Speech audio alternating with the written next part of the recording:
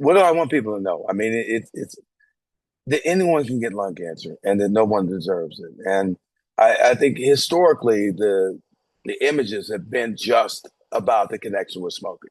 So if that's what people know, that's obvious. I mean, that's what they're going to know because that's what they've been educated. That's what the PSAs have said. So what I want is for us to acknowledge that and change how we present lung cancer, how we educate people about lung cancer. So we're not just talking about it from just prevention as it relates to smoking, but really saying that anyone can get it. People, without a smoking history can get it, and then people who do have a smoking history, it's not their fault. But then the other part is that survivorship as the goal. So it's not just to not get it, but to realize that if you do, there's hope. That survivorship needs to be the goal.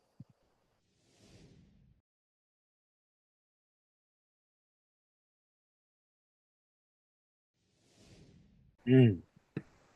Well, I guess the biggest part is it's dependent on the treatment. How does that change their lifestyle and being able to make the adjustment with it? I mean, certain people are able. Where Heather's on here, where she hasn't had to adjust as much, but it's still an adjustment, and so there's pressure on the family to make those adjustments. So I think the biggest part is accept that this is a dramatic life change, right? And that you're going to have things that you never anticipated, never wanted to do. I've told a number of people if the cancer center is across the street, most people before they have to go to one would say, no, I don't want to go over there. So nobody wants to go to a cancer center. No one really, they don't want to go through treatment. So, the key is accepting that and then being able to work through it as a unit, right? As a caregiver with your person and the families, and just find your way that can be a completely different dynamic than you've done your whole life.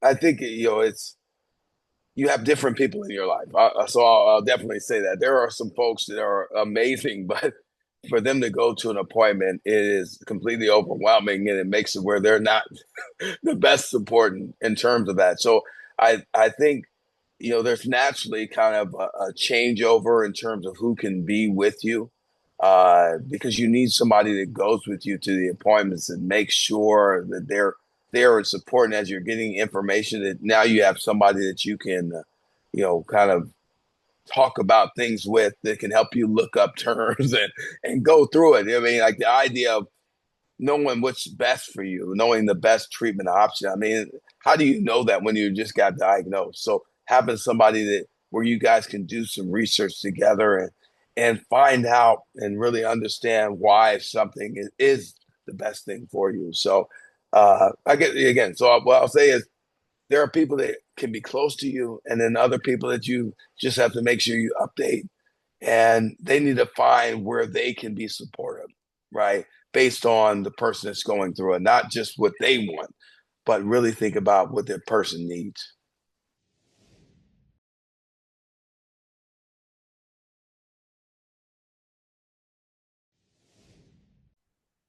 Well, I'll just say is, my wife Keisha was diagnosed in December of 2010 and had a little shortness of breath, right? And instead of ignoring that, she went right into her, called up her primary care doctor, got an appointment, and went in.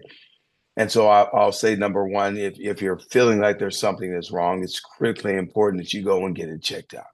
Right. The other part is her primary care doc did an amazing job of listening to her.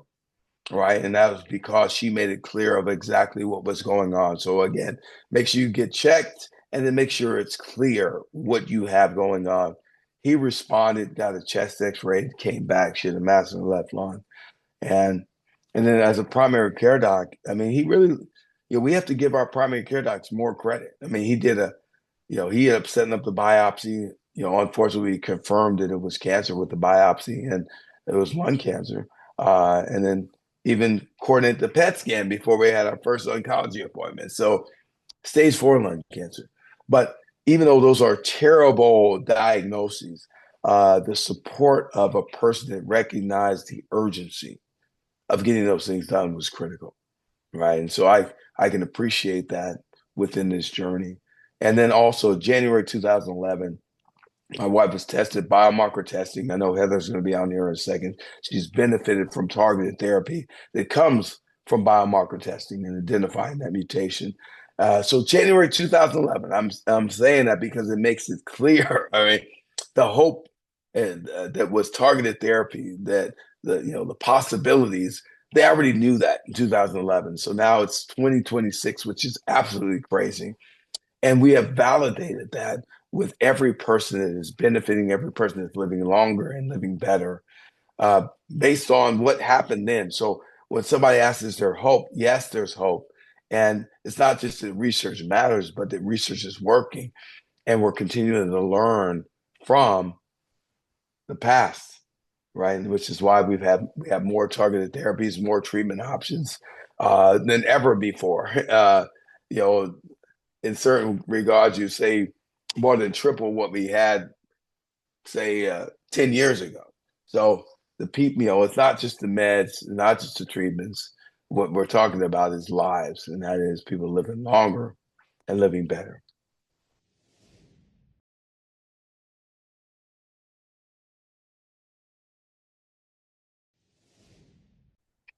Well, I did notice that I had a cough for about 6 months, but as a mom of two kids that are in elementary school, that was not an uncommon thing for me. And so, I kind of just let that persist for a while. And there was a second symptom that now I put together along with the cough was an early indicator. I was going into the office at work, and it was a new office that we had just moved into, and it had fluorescent lights. And when I would look at the computer monitor, I started to see vision disturbances. And I thought that it was just the lighting in the office, it was my monitor, maybe I needed a bigger monitor. And so putting those two things together, those were some of my early signs of lung cancer that I ignored.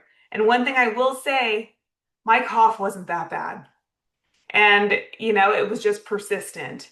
And so, I really feel like that small sign, if I had gotten checked out earlier, would have been very beneficial, for treatment.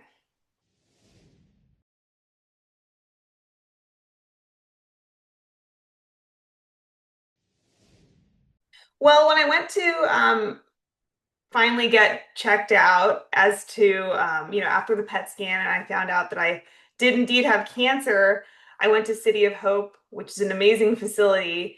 And that day, I just expected them to tell me that I had stage one lung cancer, maybe stage two, and everything comes back that I have stage four. And I could not believe the words that were coming out of their mouth. I was in that room with my mother and my husband, and we all looked at each other in disbelief. But I will say that the staff there, especially Dr. Salgia, were so kind to me and really broke it down that stage four lung cancer doesn't mean what you might think it means. It just means it's spread and that there's now medication out there that can take the cancer and melt it away and get it into a stable place and that it's treatable.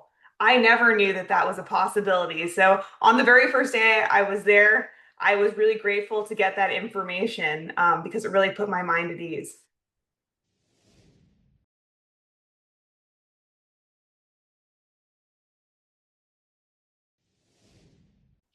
So my day-to-day life as a young woman and a professional has been pretty normal. And I know that's really hard to believe, but I never stopped working. I was, I still take my kids to school every day, pick them up, take them to baseball practice and football practice, and I do everything like a normal person. And so I think people look at me and would never know that I had cancer. I will say that cancer is definitely always a part of my life because I'm on continuous treatment. But luckily, I only go once a month. And, I take some hours out of my day to get my medicine. And then I come back and go back to my normal life. And so it's been really interesting to be able to be somewhat normal and have this be a part of my life, but not define me.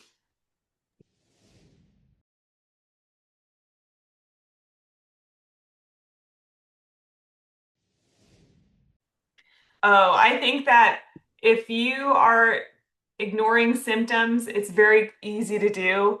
And to not, I mean, you really shouldn't, but if you do, there's still hope. Even me, who went in when it had been going on for quite a while, 6 months plus, there's still lots of hope for me who ended up having stage 4 cancer.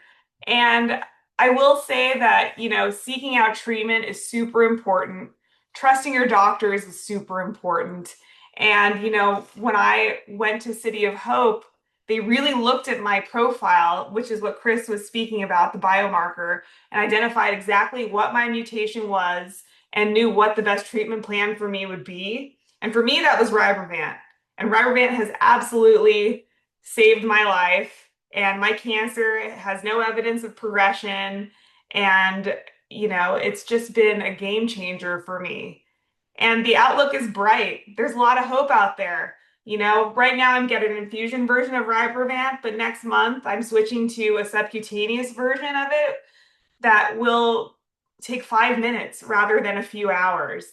And so just the progress there in the less than 2 years that I've had cancer is amazing. That, like, I'm going to be saving hours on my treatment and I'm going to be living with fewer side effects. It just really makes me feel like it can only get better from there. So I'm still able to have a very full life, even though I do live with cancer. I'd also like to add one thing. Patients, don't Google anything. Because honestly, all these statistics are groundbreaking that are happening right now. And I think a lot of things people read are not showing what's happening right now. Well, they just have to make sure that what they're looking at, and Hmm. that's why, as you're talking to your healthcare professionals, it's critical. They can tell you where's the best place to look, and then the other part is you are unique. So the idea of you looking up Heather as EGFR positive exon 20, that's what you need to look up. All right, you don't really need to see the other parts. I mean, if you want to educate yourself about lung cancer as a whole, but really, the more that you know what you're looking for is critical. Your cancer within lung cancer, right? Exactly.